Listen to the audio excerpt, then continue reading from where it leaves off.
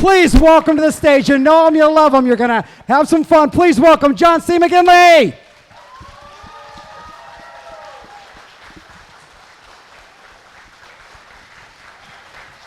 There you go. And John, welcome. Good morning, everybody. Welcome. Make yourself comfortable, and we'll get to some of their questions. Sure. We keep the mic nice and close so everybody can hear. Okay. Thank you. All right, who's got the first question? Right down front. Is this your first time here? It's my first time in Pittsburgh. It's certainly not my first Comic-Con. I was hoping to go to a Pirates game tonight, but they're on the road. Thank you, that's all. Okay. And right over here, we'll do a couple questions on this side, then we'll move over to Elisa. Hey, I guess I'm going to start out heavy. So I was just reading about... Okay, talk right into the mic. Okay, we can experiment with me. Are we good? Can you... Okay, I'll do the test. I'll keep talking. Should I keep talking? There we go. Is that good? There we go. Thank you, John. Okay, perfect. Yeah, I'm going to start out heavy. So I was just reading your bio, and I have a son who's 17 who has a rare disease, and I was reading that you have a son who's 18 with Down syndrome. And I was just wondering what you might just generally say to the group about your child in society and in the world with a somewhat or totally visible disability or whatever we're calling it these days. Well, the biggest gift for us was as Max was maturing, Max was born 27 years ago with Down syndrome. And the first thing that happens for a lot of parents who are born with children, who have children born with challenges, is we do the blame game. We blame ourselves that we did something wrong, which is, of course, preposterous, but it's what we do. And then a couple of years in, when you take your head out of the sand and you look around and you see that there are other people who have challenges as well, you start to seek resources. And I got with a group in Denver, I'm on the board now, called the Global Down Syndrome Foundation. And it's a science-based group, not kumbaya, pass out pamphlets. I've been with those as well.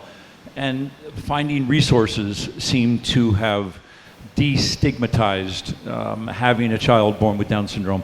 And then the parents can serve the kid in a more fulsome capacity. And that was a big pivot for us, being able to find out that we weren't the ugly ducklings, that we didn't do anything wrong, and that this child can have a full and well-realized life. And that's very empowering. And I think parents who have children born with challenges, to feel empowered and you didn't do anything wrong, which again, of course, is scientifically preposterous. Most of those are random genetic events. And there's that great Paul Simon song on the album Gumboats, where Simon wrote the lyric, breakdowns come and breakdowns go. What are you going to do about it? That's what I'd like to know. And so it felt like a declaration of do. And so what I always encourage parents who have children with challenges is find out what you can do. Otherwise you can wallow, which is a tricky verb, or you can blame, or you can shame yourself. And doing something about it is much more interesting. And that's excellent. One more question from this side of the room, and then we're going to go over here. Hi, did you have a favorite episode or scene during Scrubs? I thought the arc that Brendan Fraser had on Scrubs was kind of a gift, because that was not till I think season 5. And you have to earn on sitcoms, which are only about 21 minutes long. You have to earn stories that have some grounding or gravitas to them. They're situation comedies. So to pivot into something as shattering as Brendan's, who goes on to win an Academy Award for The Whale, to be able to integrate Brendan's story into a 21-minute sitcom, you have to earn it. And so by the time we earned that, season 5, it felt like some payback for doing some silly jokes and some goofy stuff and pratfalls and all the stuff that you do in a sitcom, and then to have the writers integrate Brendan into the story was a treat. It was a real treat. All right, let's get a couple questions from this side. Elisa, someone's hand's up. Just give them a... Thank you for coming. You're obviously got some serious upper management potential in the straight shooter. But actually, I have a question on your Oliver Stone movies. You were in Platoon, Wall Street. Do you have any particular memories of those films that strike out to you? Thank you. I remember when we were in the Philippines, Oliver shot Platoon in relatively chronological order, which is very unusual because, for instance, if the beginning of the movie was us in this tent was the first scene of the movie, me on stage talking to you, and us shooting you in the audience, and then the final scene in the movie was me on stage in this interior and you in the audience. We're shooting all that stuff today. And so all the things that would transpire between when we shoot you and me in the first scene and then the last scene of the movie 2 hours later, it's a real treat to be able to shoot that, to come back to this location, because a lot of life has happened in the 4 months that we're shooting the movie. And so Oliver didn't shoot you and me in this scene in one day. We came back to locations. And so that was a real treat because your life changed in the Philippines. There was a coup threatened every Thursday for some random reason because the president was this woman named Cory Aquino, and she didn't have this guy, General Ramos, who ran the army. She didn't have him in her pocket. And so for some reason every Thursday there was a threatened coup, which felt very dangerous because the hostages had just been released in Iran, and we would have been great targets for that kind of malfeasance. And so in the middle of this, I find out that my mother had to come up here to Pittsburgh Presbyterian and have a brain surgery. And I'm in the Philippines. And so I call my father, and he worked on the floor of the New York Stock Exchange, and I said, I got to come home. Mom's having a surgery. And he said, under no circumstances are you to come home. And I went to Oliver, and I said, I got to go. And he said, well, just know, if you go, we got to recast it and reshoot it. So just know it's not like you can go to Pittsburgh for a couple of days and then come back. That world doesn't exist. And so I called Dad back again, and he goes, please, I got this stateside. You stay there. And it was a real intersection of decision-making for a young actor because, Platoon was a low-budget, independent choo-choo train going uphill. It was a $6 million film that didn't have the gravitas that it did subsequently when it was released. It was a $6 million movie, and so I stayed, and Mom was fine. She's still fine, and I'm glad I did, but I was torturing myself in the Philippines, feeling like I wasn't supporting Mom being up here in Pittsburgh, and whenever I think of the Philippines, I think about how close, I was ready to get on Philippine Air and come to Pittsburgh, but I did not. And I'm not sure I'm glad I didn't, but it turned out to be the right decision.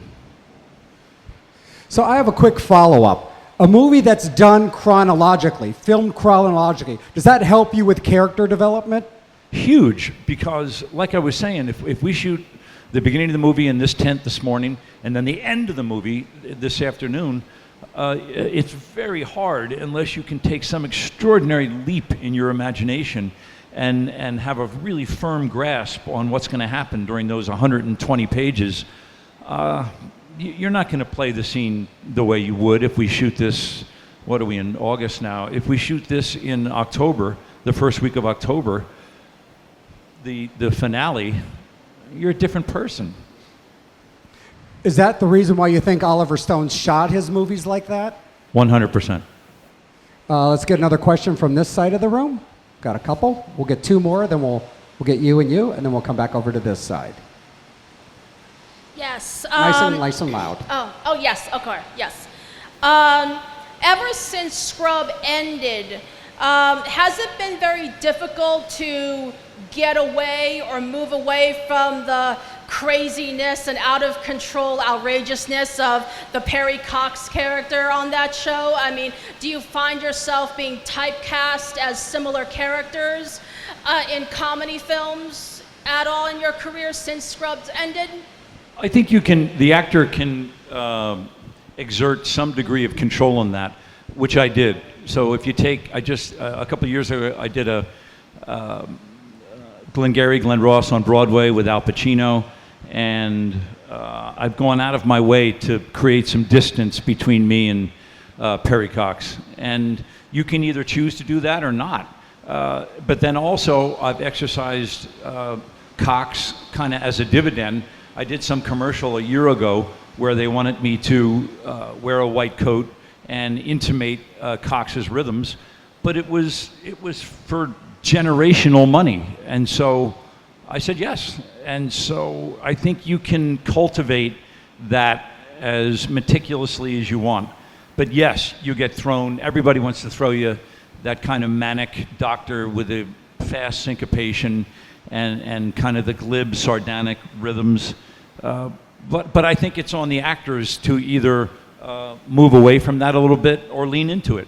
And by the way, I think we're going to do it again this time next year. I read in the paper the other day, Bill Lawrence, who's the creator of Scrubs, was doing press for this new Vince Vaughn thing he has coming out called Bad Monkey. And Billy was saying he wants to do it again this time next year. So I'd be very surprised if we don't reboot that show. Excellent. I have a quick follow-up. Glengarry Glen Ross on stage, Scrubs. How do you shift gears on characters? Well, Is when there I a different preparation? when I teach actors, which I do in between gigs, I tell them that once somebody calls action, or when the screen comes up, it's back to verbs. You have to do something. So it makes no difference if you're in front of a lens or if you're on a stage. When it's go time, you have to do something that's supported by the text, by the script. And so there's not that big a difference except for moderating lenses. If you become familiar with lenses, if we're here, you're not going to have to do as much as if it's a shot from the back of the room. And so other than that, actors have to do something on action. There's no difference. But is there any difference with the preparation of those roles? I always am a preparation junkie. For me, sometimes it's my favorite thing about the whole process, because when you get on most sets, the 5K light's going to go out or the camera's going to break, and we're not going to be able to do that tight shot anymore. We're just going to do a two-shot, and your heart's going to be broken, and you have to just be prepared for anything. And when I was doing Glengarry on Broadway, we were at the Schoenfeld on 45th Street, and people's cell phones go off, and then this one says, "I can't hear him. What is he saying?" And you can hear that on stage, and you got to go. That can't throw you off. What is he saying? Well, I can't understand a word he's saying. And all that has to be baked in the cake. And so I was so prepared for Glengarry. It was obsessive compulsive, but it yielded huge dividends. Excellent. All right, another question on this side of the room. Hey, John. With so many incredible roles that you've had throughout your career, I'm sorry to bring this back to Scrubs. Season 5, episode 20, My Lunch, your character was trying to do everything you could to save the lives of 3 patients needing transplants. That episode hit home emotionally for me, as your representation was spot on of what clinicians go through and face day to day. My question is, being in that field myself, how did you prepare for that particular scene? Was that John McGinley being you, or was there something more to that? Because that truly was perfect and so emotional. The actors were encouraged to go through different kind of exposures the week or two before we did the pilot for Scrubs. And I eschewed that invitation because my son Max, who was born with Down syndrome 27 years ago, when Max was born, ushered right into the neonatal intensive care unit. And we were there for 3 or 4 weeks. And what I saw and what I experienced from mostly the nurses, the care that they extended to my son, honest to God, you would have thought that this was their child. And I was there close to 24/7, and Max was in an incubator, and he had all sorts of heart issues, and then breathing issues, you name it.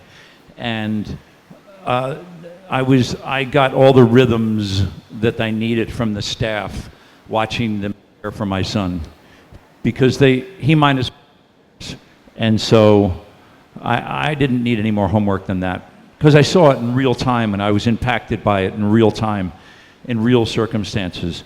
And so I always thought that even though Cox kind of was a rough teacher, I brought Max with me to the set every day in my sternum, and the script had to go through my chest before it came out my throat. And that's what kind of bullnosed the corners for Cox. Otherwise, he could have been just a jackass, and I don't want to play that's not that fun. And so unless he cared, unless in the bottom of the ninth, when the bases were jacked, and he's coming in from the bullpen to put out the fire, he's the one you want coming in, because he's the best doctor in the hospital, he cares the most, he's the most vulnerable, he's the most damaged. Writers can write that character. That's a rich landscape to wander around in. And writers can write damaged people without making their eccentricities redundant. And that's who Cox was. And so for almost 10 years, he got to be the least redundant character on that show. I have a follow-up to that. Your character in Scrubs, what was the audition process like when you first read the script? What drew you into it? And did you have much say in the development of the character as the series went on? I got sent Scrubs by the agents in a typical auditioning process during pilot season, which used to be in January. It's not anymore, but it used to be a crazy rush to get a bunch of pilots made. And they'd, almost like spaghetti, they'd throw a bunch of them up against the wall and see what stuck. It's not that way anymore. And so I read Scrubs, and I got to page 15, and it said Dr. Cox enters, and then in parentheses, in the goddamn script, it said a John C. McGinley type.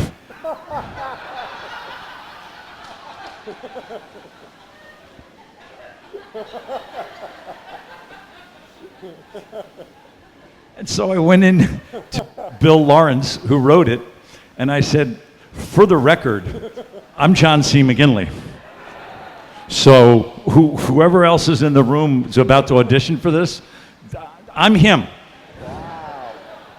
But in TV, because there's so many people who get to put their oars in the water, and it's such a cluttered decision-making process, and everybody wants to be able to have an opinion. Because with Scrubs, it was produced by Disney, but it was on NBC. And so there was a 5-step auditioning process. I auditioned for Scrubs 5 goddamn times for a John C. McGinley type.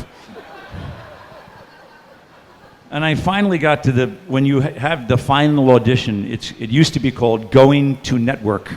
So whoever the exhibitor was, in this case NBC, you'd go into a room maybe the size of this stage, and the actor would come in, and then it'd be crowded by all different parasites that were working at NBC, and they were on the floor, and they were everywhere. And you'd do the Dr. Cox scene, in my case, but there was 6 other people in the waiting room. And before you came in, you had to sign a 5-year contract, were you to get the role, because it would eliminate any leverage you have afterwards. And I went in, and it was the best audition I ever had in my life. What's a good audition? I don't know. Owning the room without being arrogant, and that's a tricky nuance. And I owned that room. And at that point, I had a Mustang convertible 5.0, and I drove back out to my house with the top down, listening to Springsteen. Because if I didn't get that John C. McGinley type after that audition, then I lost the type. And by the time I got home, this is back when there were answering machines, it was blinking, and I had gotten it. but it was a tenuous process to get something that was written for me. Did you find out which writer wrote that in there? Yeah, Billy Lawrence, who's subsequently become one of my best friends and goes on to write Ted Lasso and now Shrinking with Harrison Ford. It's on. And he's kind of the Norman Lear of our generation. And Billy put it in there. All right. Any questions on this side of the room? I'll get you right over here.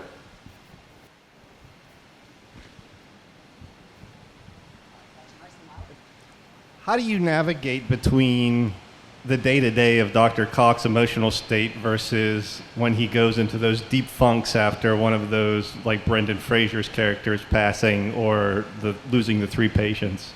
As an actor, how do you navigate that shift in the emotional state? I'm really comfortable with turning a joke, which in layman's terms means cracking a joke. I can turn a joke. If it's on the page, I can turn it. And a lot of Dr. Cox's stuff was on the page. And so some sets, for some reason, I got the reputation of being able to kind of craft jokes in scripts that aren't there, which is tricky because it assumes that you're going to be able to pull a rabbit out of the hat on a script that may not have that many jokes in it. And Robin Williams could do that, and Jim Carrey could do that, but that's pretty manic stuff that we're going to rely on you to add the button to this scene. A button is the joke that happens before you exit. And I can do that, but life is much easier when it's on the page. And so a lot of Dr. Cox was on the page. And so I didn't have to constantly be pulling a rabbit out of a hat, which is exhausting because you stay up all night rewriting stuff. And I didn't have to do that on Scrubs. And so then when they integrate the Brendan Fraser of it all into it, that's a hanging curve for me. That's low hanging fruit. I can just Lady Pac-Man that. I can get on that. We're going to go to the back of the room with Elisa and grab a question way back there. Nice and loud. Hello, my name is Joseph Smith, and I just wondered, I remember hearing your voice in Justice League Unlimited. I was wondering, first of all, I just wanted to say happy 20th anniversary to you voicing Ray Palmer, the Atom, on Justice League Unlimited. I just wondered, how did you feel to voice the Atom on Justice League Unlimited? They invited me in to do that, and when you voice characters in cartoons, there's you're in the sound booth, and then there's a person who's the creative director out by the board, and he or she keeps hitting the button, and you craft the voice with that person. So if you came in with some sunny and bright idea, and they want it to be more morose, that person who's the creative director who has the button, he or she shapes it with you. And so we arrived at the Atom by working back and forth. I got to follow up on that. How was your original voice that you wanted different from the one that was used? I think on the Atom, because he's so accelerated, I think I had him really up here, and he was he was pretty energetic. And they had me bring it way down because visually we'll see that, and it becomes putting sugar on a glazed donut. It's too sweet if it's that energized plus visually that energized. So we brought it way down. We have a question right down front. Let me get this one. Right down front. Nice and loud. First of all, thank you for coming. And my question is about Stan versus Evil. And did you enjoy getting into the horror genre? And do you have any fun stories from that show? A lot of times, especially with Stan against Evil, I decided if I can figure out what the character is supposed to be doing all the time, regardless of the script. And I stumbled into this. I was racking my brains what this retired sheriff is supposed to be doing. And when I realized that he's supposed to be in a Barker Lounger at all times, what he's supposed to be doing is being in a Barker Lounger watching TV. And when he's not doing that, he's in the wrong place at the wrong time. layer into that, all of a sudden it's Archie Bunker fighting witches. And then you got a show. You know, he's supposed to be this guy, and then you get goddamn witches trying to kill him. He's grossly underprepared for that. But he's not going to drown. And so with that as an internal conflict and a physical conflict, now you got a show. Now your protagonist is struggling. And that's what you want. You want some conflict. Okay, we have a question right here, third row. Yes, hi. Your character in Wagons East is one of my favorite, considering you're also very macho and everything else you do. Do you have any fun stories from that movie? My funnest story from Wagons East, where I play a guy who's the fastest gun in the West, who also happens to be very eccentrically gay. And so there's just this crazy conflict. And so I went up to Bumble and Bumble. I was living in New York at the time. And there was this popular kind of look at the time. And I lived in the West Village, kind of the epicenter of homosexuality. And where I saw other men who looked the way I wanted this character to look, they had blonde hair with dark beards. And so I went up and I got my hair bleached, and it really hurt because they left it in too long. And then I shaved this down to kind of a Fu Manchu, or rather a Van Dyke. And I showed up down in Durango, Mexico. And when I got to Durango, Mexico, I got to be good friends with John Candy. And John would subsequently pass on the film.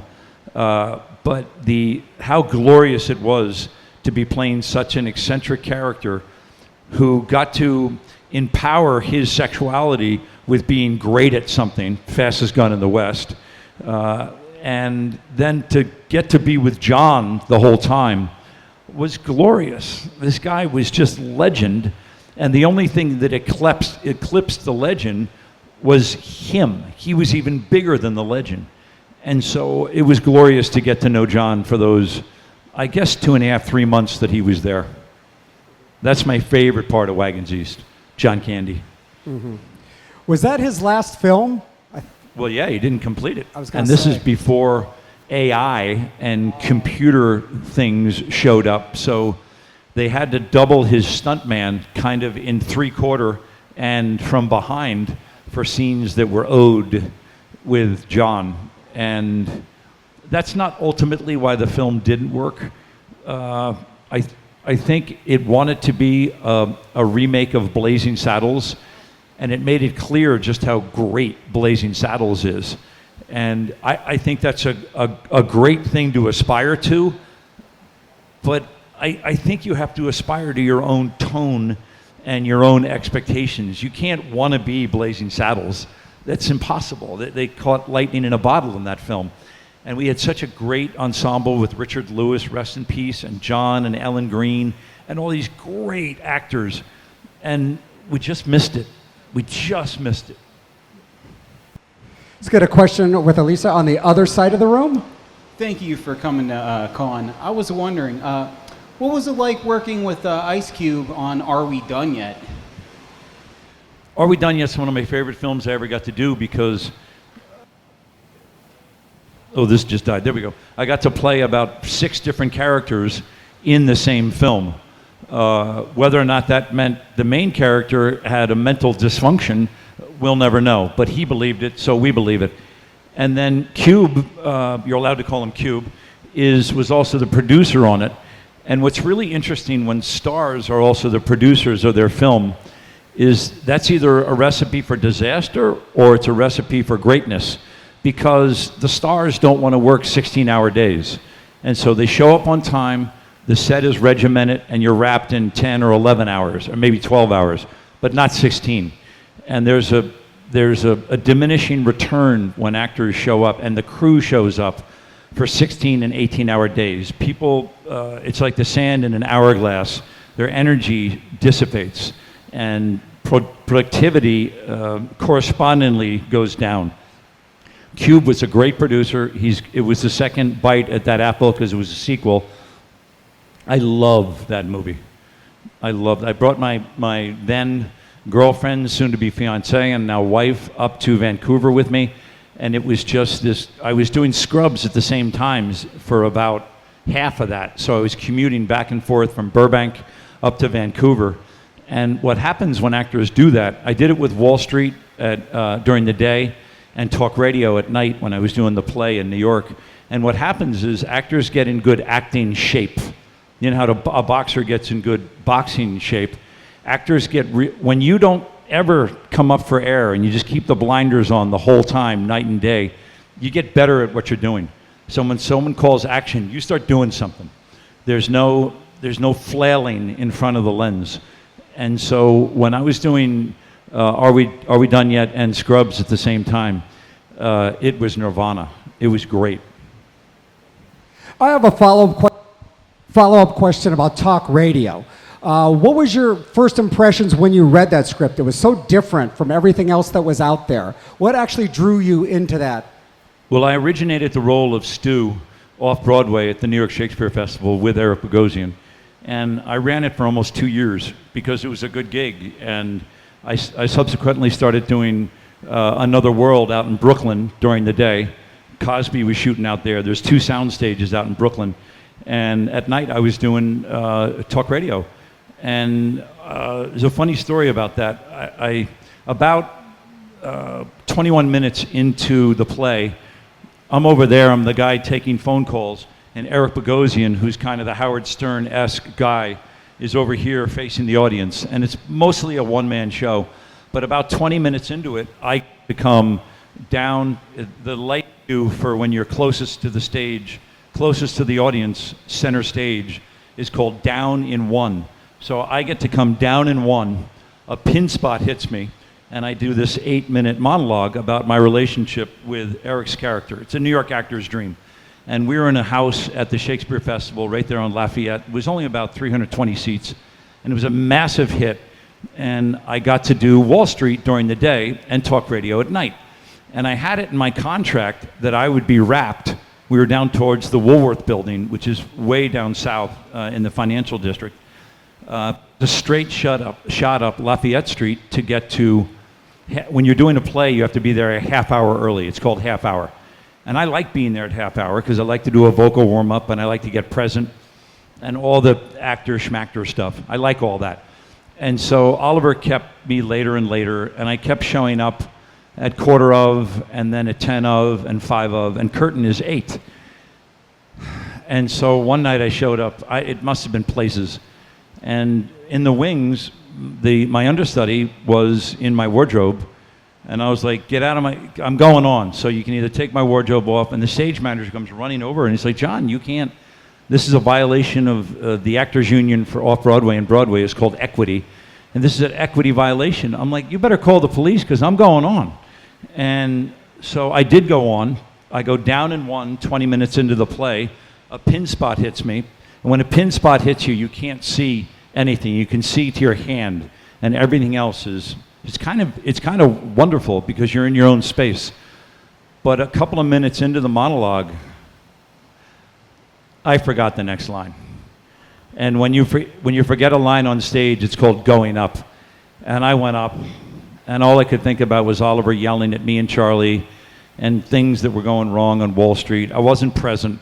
I hadn't been able to do all my rituals at half hour. And I'm sure it was compelling for the 320 people to watch a human being die in front of you. But if it was 30 seconds, it was 5 seconds. But the next line wasn't there. It wasn't there. There was a blank. And so I turned around and went back to my seat. And they called the next cue, and the play went on. And the next night, Oliver kept me till 8:15. And the play went up without me, and it was fine. But it was absolutely devastating to go up. And it's never happened since, and it never will again. And that's my biggest searing memory about doing talk radio and Wall Street at the same time. I would subsequently get to do the movie talk radio with Oliver, which was fantastic because the rule of thumb in New York is if you create the play, you will be replaced by a bigger star in the movie. And to be able to do the play for 2 years, talk about homework and backstory, then to do the movie was as good as it gets. Excellent. Any other questions on this side of the room? We got one here and one there. Sorry. Nice and loud. Less about your career and more as your formative years as a person. Obviously, everyone, when you're watching fiction, there are certain ideals and ideas from characters that you might be inspired by. I love Dr. Cox, and I look up to a lot of what he is. I wanted to ask, what are some fictional characters that might have affected the way that you grew up? What type of ideals you could have strived for? Anything that might have inspired you and helped influence the path that you took? I couldn't read growing up. I had whatever level of dyslexia there was that was undiagnosed. And so I couldn't read. And so they didn't put me through whatever protocols you'd get in 2024. But I figured out that if I could read stuff out loud, I could hear when I reversed the word. And so I read a lot of short stories because I couldn't pay attention for a whole length. So I read all the short stories by Hemingway and by Joseph Conrad. And I started to be formed, it started to form in my head what characters did because I could hear it as I was reading it out loud, how I wanted to craft characters because of the way Joseph Conrad was doing it and Hemingway was doing it. And that's what influenced me the most because it opened my eyes because I could hear it. And I wasn't as frustrated switching everything on the page. And so I don't know how I stumbled into it, but I did. And reading those two authors and seeing what happened with their protagonists started to make sense to me as being a storyteller, crafting a story, and how to participate in the telling of the story. Got time for 2 more questions. You're going to be headed to your table to sign after this. So if you haven't had time for a question or you want to hang out, he'll be back at his table. And I think there's a photo op, I think, later today. Not quite sure. Let's get 2 more questions in. I'll do 3 more questions. You two and her. Hi, John. What was it like filming Full Metal Jacket for you? I didn't do Full Metal Jacket, I did Platoon, but I assume Sorry, Platoon. Yeah, that's right. Platoon was really immersive. Well, the funny thing about Platoon is that I was in New York, and prior to talk radio and all this, the biggest thing that was happening in New York was Kevin Kline was doing Hamlet. And this big fancy director came in from the Guthrie, a Hungarian guy named Live Chule. And so we all auditioned to be in Kevin Kline's Hamlet. And I got third guy on the right, plus understudying Laertes. And Laertes has the big sword fight at the end of the play. And so we were 2 weeks into understudying Laertes, which was a big deal. And Oliver Stone calls and says, McGinley, do you want to do Platoon? And I had auditioned for it 2 years earlier, and the money went away, and it was scuttled. Cut to 1986, and it was back on. And Oliver called and said, "Do you want to play the fourth lead?" And I'm like, "I can't. I'm understudying Laertes over at the Shakespeare Festival." And no actor in New York would burn that bridge. Once you were in that fraternity/sorority, you wanted to be in there. It was the most exclusive club in New York you could be in, because we'd be a rotating ensemble from play to play, which is Nirvana. And so Oliver goes, "Well, just go talk to Joe Papp and tell him that it's for me, and he'll understand." And Oliver's voice is way in the back of his throat, and he has this chronic blink. And so I said, okay. And I called up Rosemary Tischler, who was in charge of casting at the Public. And honest to God, getting in there was like getting into Oz in The Wizard of Oz, going through those big doors. It was, in fact, at the Astor Library in Lower Manhattan. And so I told Rosemary my tale, and she goes, "Well, you're going to have to go talk to Mr. Papp." And I'm like, "Oh, right, I'm going to talk to Mr. Papp." And so she goes, "Yeah, you got to go talk to him." And I was so goddamn scared. And so I go to talk to Mr. Papp, and he always had a cigar, and he was this guy in the back of his throat. And he goes, Mac. And I'm like, he knows my name. And he goes, Mac, we're going to do the play again when you get back. Go ahead, tell Oliver I said hello. And I'm like, so I can go and you're still going to be my friend? And he's like, yeah, just go and it'll be okay. You know, cut to I'm the understudy of Laertes, not that big a deal. But, you know, you're taking yourself desperately seriously when you're a young actor. I would have been 25. And so I leave Hamlet, and what happens the next week? But there's a revolution in the goddamn Philippines. We're postponed for 6 months. And I'm watching CNN. Hamlet happens. New York Times calls it the most important Hamlet on these shores. I lived in a funeral parlor on Sullivan Street at the time. I'm up in the funeral parlor watching CNN and Wolf Blitzer every day, talking about what a shit show it is in Manila. And I'm like, oh, great. I could have been in Hamlet, and I'm not. I'm a loser. And then Cher comes to the funeral parlor to shoot Moonstruck. And I'm like, what am I doing with my life? I'm on the sidelines. Finally, we get to the Philippines, and there was all sorts of nonsense. But it was 6 months. Nothing could have stopped me from my trajectory in the Philippines. We had that horrible boot camp. I didn't care. I'm a good enough athlete. I can get through that. And everything running up to getting to Manila was trying to thwart me from being there. So when I did get there, Katie barred the door. I was like, we're doing this. And so O'Neill, that character, is a little over-caffeinated and a little overcompensating in his desire to survive. I felt that way getting over there. And then, of course, my mother gets a brain. The whole thing was uphill. And it just felt like, you're not going to get me off this film.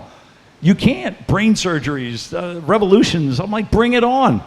And the lens sees all that energy and all that stuff. I'll go third person, but all that stuff McGinley was going through, the lens sees all that. And if that's integrated into what the actor is doing with the character, that stuff just pops. You can't fake it, because then it comes off as bad acting. But all this stuff was happening for McGinley, and the lens just mops that up. We got time for one more quick question. John's back to sign at his table in a bit. Photo op, all that good stuff. If you didn't have time for a question, please visit his table. Last question, real quick. Hi, John. I'm right here. You have the most infectious smile, so I just want to say keep smiling. That's an important part of who you are to me. But also, I had a serious question and then a fun question. They're very short questions. The first part of it is, where do you get your high energy and your positivity in a lot of your character roles? And then the second part of the question is, in Wild Hogs, you're in a lake and you pop up out of nowhere. I want to know how that came about. Wild Hogs was produced by Mike Tolan, who had been a friend of mine. We had already done a TV pilot that didn't go. And he said, do you want to come and be this very enthusiastic sheriff? And it just sounded delicious. And so I had a couple of months to kind of craft my body the way I wanted it. So I lost like 30 pounds and just ripped up. And then I told the wardrobe mistress, the wardrobe designer, to make my suit out of Lycra. So it was just hugging my body. And so that's why he looks just preposterous. And then I decided that when I catch Travolta and Tim Allen and Martin Lawrence and Billy Macy in that pond, I'm like, let's just all get nude. And they were horrified, and I don't care. I walk around the house. I'm a disaster. I don't care about clothes. And so that I imposed my Irish nakedness on them, just destroyed them. And it felt like child's play. That's the only button I had to push, because I felt so good about my body, and I'd not eaten anything solid for forever. And I was just like, yeah, baby. And Travolta and Billy Macy, they're all horrified. And then I go, let's play Marco Polo, where I try to touch you guys underwater. And the writers are all like, yeah. And the actors are like, no! Under no circumstance are you touching me. And I'm like, yes, I am. I'm going to come and get you. I'm going to get you. And Tim Allen's like, what planet are we on? And we're like, we're on planet Johnny C, motherfucker. Let's go. And so that was child's play. But it was supported by the preparation. I'm just like Mr. Preparation. So I had license to be that eccentric because of, I didn't eat anything forever. And then how do I, well, the first question was, how do I kind of tap into the sincerity of things? I think since Max has been born, it's just all about the privilege of being with Max and being able to carry him onto sets with me. And then tapping into Maxie when somebody calls action, when it's appropriate. In other words, I didn't do that on Wild Hogs. But in other circumstances, when it's appropriate to bring Max and let him free from my sternum, it informs and it tempers everything. It is so awesome having you here. The first Q&A of the day, knocking it out of the park. Johnson McGinley! Thanks, you guys. Headed back to his table to sign, photo ops, all that good stuff. What a way to start it off. Thank you, sir.